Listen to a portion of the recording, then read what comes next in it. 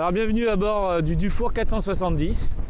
On est là où on vient de partir de Sète, direction Port-Camargue. On finit c'est le 3e jour d'un 100 000 en fait. Sur ce nouveau Dufour, enfin quoi, 100 000 100 000 c'est un essai, c'est les essais de Voile Magazine qui se passent sur 3 jours. On se donne pour mission de faire 100 000 à bord, de vivre à bord du voilier, ce qui nous permet de détecter à la fois tous les points positifs et les potentiels petits points négatifs d'un bateau, les petits trucs qui nous tracassent. Là, surtout, ce qu'on a vu, c'est que c'était un bateau plutôt plaisant dans la brise. On a bien aimé. Alors, on va revenir un peu. Le Dufour 470, c'est un modèle. Alors, je vais dire des bêtises si je donne la date de sortie, mais il est sorti il y a assez peu de temps. Et c'est le premier modèle en infusion du chantier Dufour. Voilà. Un voilier plutôt agréable. Je vais laisser la barre à Yvan, je vais vous montrer quelques détails du pont.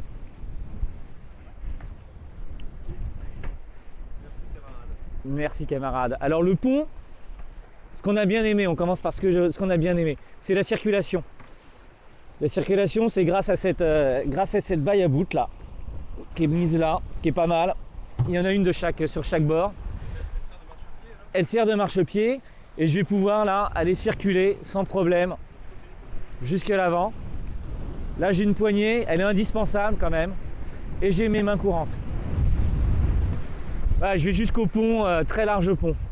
Bon alors moi, mais ça c'est lié au design général du bateau, je trouve que tout est très bas, hein. Faut se pencher, mais bon ce serait à hauteur, on trouverait en même temps la silhouette affreuse. Donc faut bien faire des compromis. Celle-ci elle est vraiment pratique, hein, elle est vraiment au bon endroit. Un autre truc qui est bien vu aussi, vous verrez à l'intérieur il y a des panneaux de pont, la panoramique qui amènent du jour à l'intérieur. Souvent c'est des zones qui sont très glissantes. Là ils ont bien géré parce qu'en fait il y a un antidérapant qui est très efficace et ça glisse pas du tout quoi. Bon, ça glisse pas du tout sur le hublot parce que j'ai des nouvelles bottes dont vous verrez l'essai dans Voile Magazine et qui sont elles aussi formidables. Je fais le tour complet. Alors là on a un génois autovireur qui est plutôt bien, une énorme plage avant qui est parfaite pour manœuvrer. Ça c'est le hublot de la cabine propriétaire. Là c'est une petite soute à voile, des gros taquets. C'est pas mal hein, quand même. Là ils sont sacrément dimensionnés. Je sais pas s'ils ont été surdimensionnés par rapport au standard, mais je vérifierai. En tout cas ils sont quand même pas mal. Et quoi comme toile, là et une petite delphinière. Alors là on avance pas mal hein.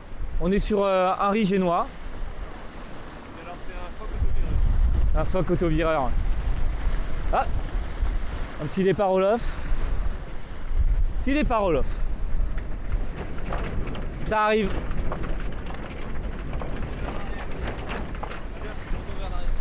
C'est la Méditerranée, hein. Il y a des petits coups de... Un pan coupé qui est pas mal aussi. Au final, moi je m'aperçois que je marche pas mal dessus quoi. Et d'ailleurs il est traité en antidérapant, c'est plutôt très bien. Et là j'arrive à nouveau dans le cockpit. On a dit ce qu'on aimait, il y a des choses qu'on n'aime pas ou qu'on regrette. Là typiquement je regrette de ne pas avoir une main courante ici, peut-être une main courante là. Voilà, bon, c'est des choses qui arrivent. Table, très bien. On va voir à l'intérieur.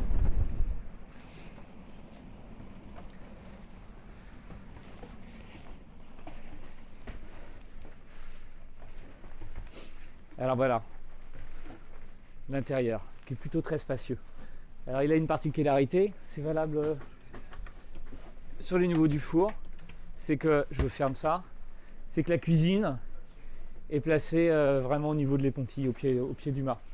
C'est pas mal.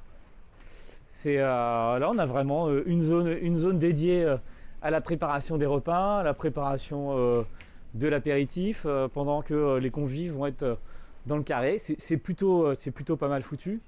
Bon, c'est aussi l'endroit qui bouge le moins en mer, donc c'est plutôt pas mal de le mettre là. Enfin, moi je trouve ça plutôt intelligent.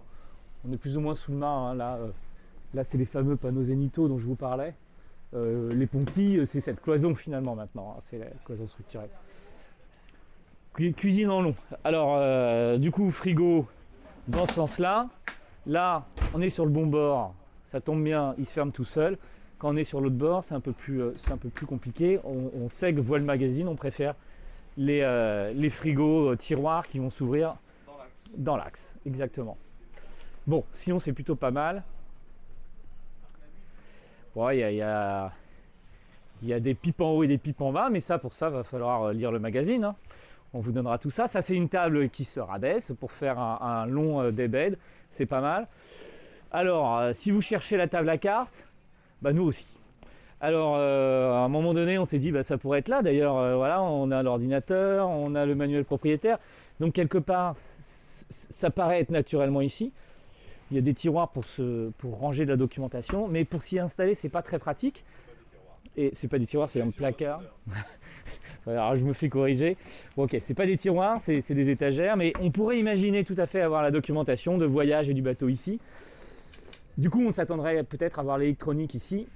Et ben non. Et ben non, ça va être là. Ça va être là. Où on a tout ce qu'il faut.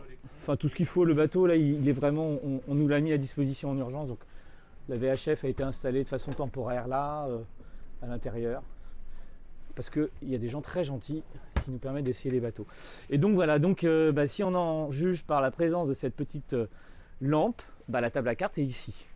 Bon, vous comprendrez que nous on ne trouve pas ça tout à fait génial, surtout qu'il y a la place pour ici on peut avoir un beau bureau. Alors qu'est-ce qu'on aime bien chez Dufour? Et ça c'est depuis toujours, depuis les arpèges je crois. Ouais, je crois. C'est la cave à vin. Elle est vide parce qu'on est en fin d'essai. Elle est vide parce qu'on a tout bu. Mais c'est malin quoi. C'est malin. Alors du coup, habituellement, on voit plutôt le parc batterie ici. Le parc batterie, il est juste un peu mieux centré devant. C'est plutôt pas mal. Et d'une façon générale, les accès au fond sont plutôt bien. Alors, qu'est-ce qu'on a d'autre? On va rester là. On a deux. Alors, c'est un peu le bazar. Où est-ce que c'est le moins le bazar? Une cabine arrière, plutôt spacieuse.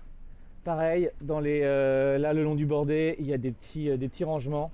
Il y a plutôt des rangements bien fichus un peu partout. Ça, on aime plutôt bien. Et alors ensuite, on a la cabine propriétaire.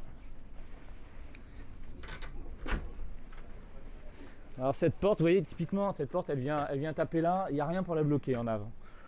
Là, on est sur le bon bord, on est content. Cabine propriétaire, très spacieuse, immense, bien éclairée. Là, on a un chiotte. Là, on a une douche de folie. Alors, vas-y, viens montrer la douche parce que quand même, effectivement,